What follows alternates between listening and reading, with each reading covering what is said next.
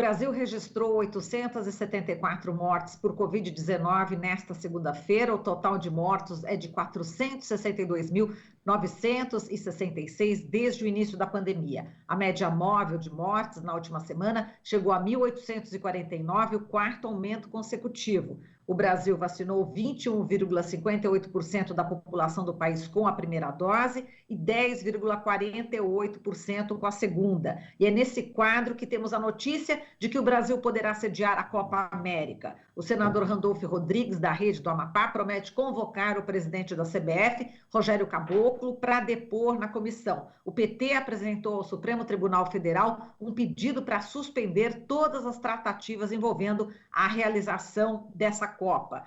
E a CPI da Covid ouve hoje a médica Nise Yamaguchi, que defende o tratamento precoce com cloroquina. Sobre esses assuntos, a gente vai falar agora com o Gonçalo Vecina, ele é médico infectologista, professor na Faculdade de Saúde Pública da USP, ex-diretor da Agência Nacional de Vigilância Sanitária, Anvisa. Olá, Vecina, bom dia, prazer em recebê-lo. Bom dia, o prazer é meu estar aqui com você e com seus espectadores.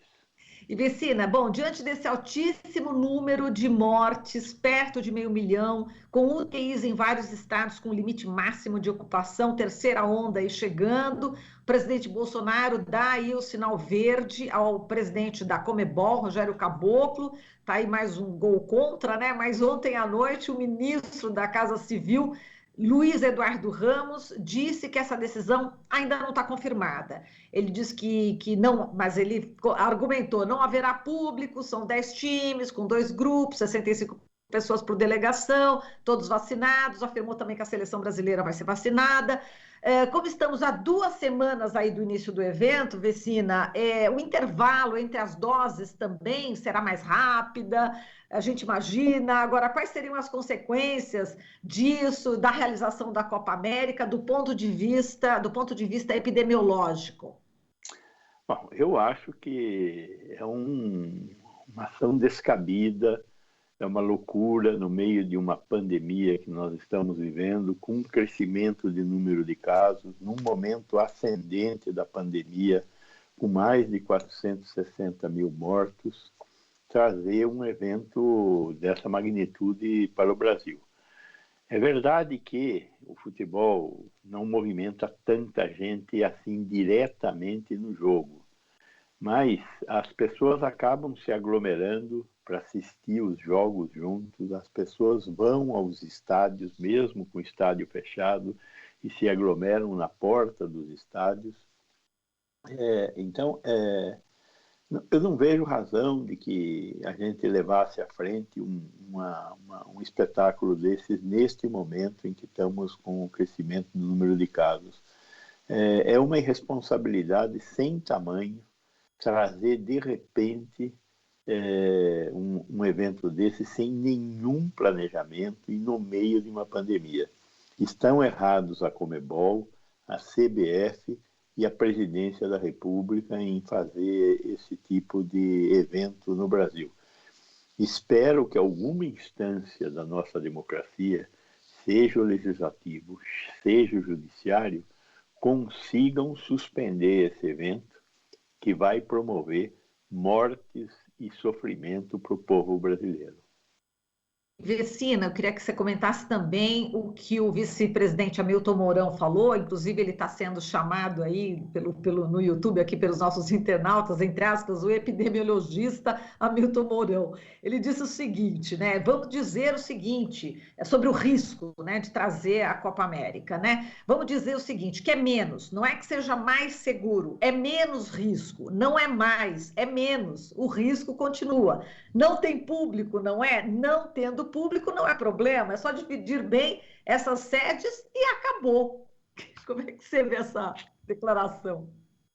Ele é um raciocínio simplista que eu não esperava ver de uma pessoa que chegou a general de 4 estrelas. Esperava que o nosso exército preparasse melhor seus estrategistas. Ele está ignorando a capacidade do futebol, neste que é o país do futebol, de produzir aglomerações que não estão dentro do campo de futebol, estão fora do campo de futebol, de pessoas que vão assistir o evento, de pessoas que vão se aglomerar na porta dos estádios, que vão torcer, mesmo que fora dos estádios, né? Eu vi em algum jornal aí, eu vi que a competição terá mata-mata. Com certeza, essa competição terá mata-mata, né? E o general Mourão, infelizmente, não passou no exame de epidemiologia. Exato. Você falou dessa questão, né, da torcida fora do estádio. Foi o que aconteceu com São Paulo, né? A gente viu o São Paulo Futebol Clube, o pessoal, a galera toda ali fora, torcendo, aquela multidão, todo mundo aglomerado, muito sem máscaras. Isso já está acontecendo, né? A parte Infelizmente é isso, né? Eu me lembro quando a gente resolveu retomar a atividade esportiva desses torneios que nós temos aí no Brasil, o paulista, o brasileiro, enfim. E eu fui consultado, eu fui favorável ao retorno dos jogos sem plateia, né? Olha, um jogo envolve no máximo 200 pessoas, né? 60 de um lado, 60 do outro, entre treinador, equipe, etc., e o pessoal da imprensa. Porém, e boa parte deles são jovens, portanto, essa epidemia afeta menos. Porém, a gente está sempre esquecendo de que as pessoas torcem pelo jogo, né? E as pessoas torcem de uma forma equivocada, porque vão à porta dos estádios, acompanham os times. Então, apesar da necessidade que a gente tem de um mínimo de socialização, mesmo numa tragédia como essa que nós estamos vivendo, nós temos que pensar que, às vezes, a gota d'água faz uma diferença muito grande. Então, neste momento que nós estamos crescendo o número de casos, ter a oportunidade de ter mais uma aglomeração deve ser evitado, porque será um erro fatal.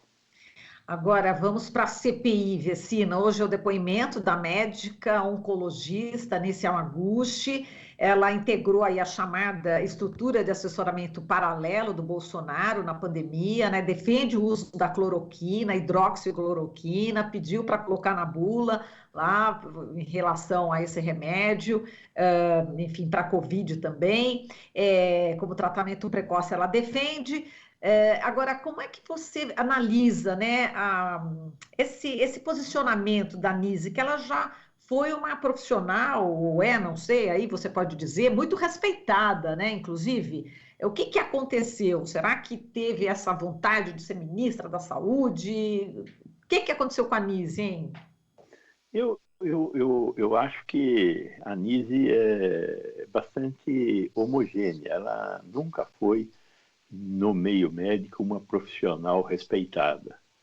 Ela sempre foi uma profissional relativamente medíocre, mas que trata muito bem as pessoas. Ela tem uma forma muito humana de se relacionar.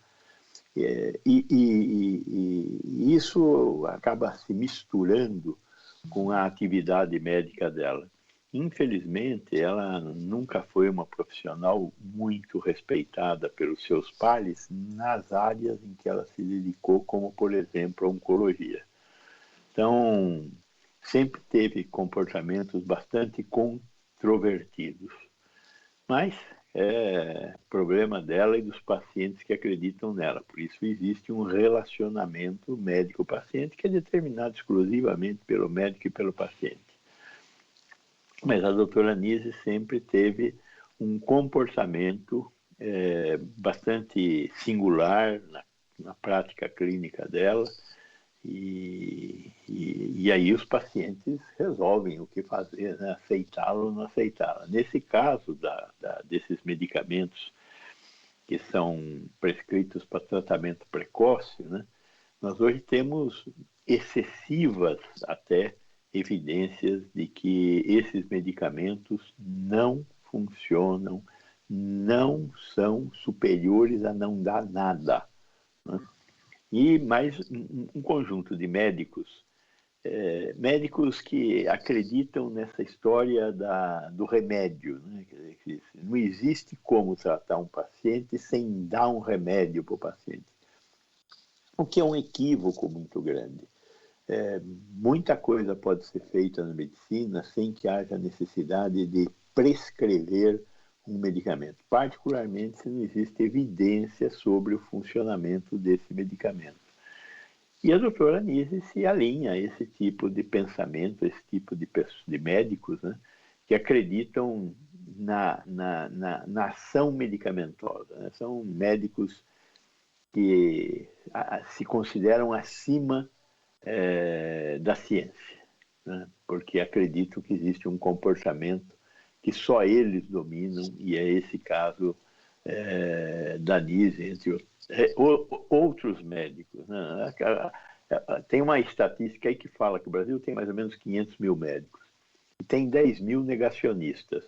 10 mil negacionistas até que não é muito, né? É um pouquinho por cento aí que a gente está tendo só de negacionistas. Então, como em todo lugar existem negacionistas, temos que nos contentar com a nossa cota de 10 mil negacionistas em 500 mil médicos.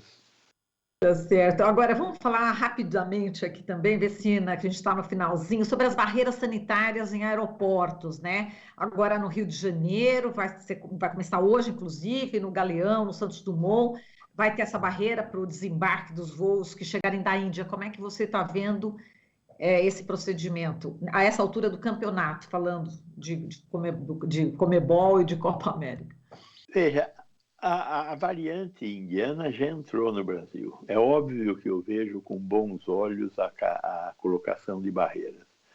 Mas, no mínimo, o que a gente pode dizer é que essas barreiras são extemporâneas. Elas deviam ter começado antes. Nós estamos começando tardiamente com as barreiras. A maioria dos países que tentaram bloquear a chegada da nova variante o fizeram antes. É importante a gente dizer que num mundo tão movimentado como o que nós vivemos, é impossível, num país relativamente grande, como é o caso do Brasil, com tantas portas de entrada, com tanta porosidade, você evitar a chegada. Mas você poderia postergar a chegada e poderia diminuir o impacto da chegada, né?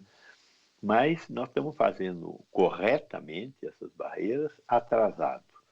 Elas devem ser feitas, todos os países civilizados fizeram essas barreiras, e com isso conseguiram o quê? Conseguiram diminuir a velocidade de transmissão.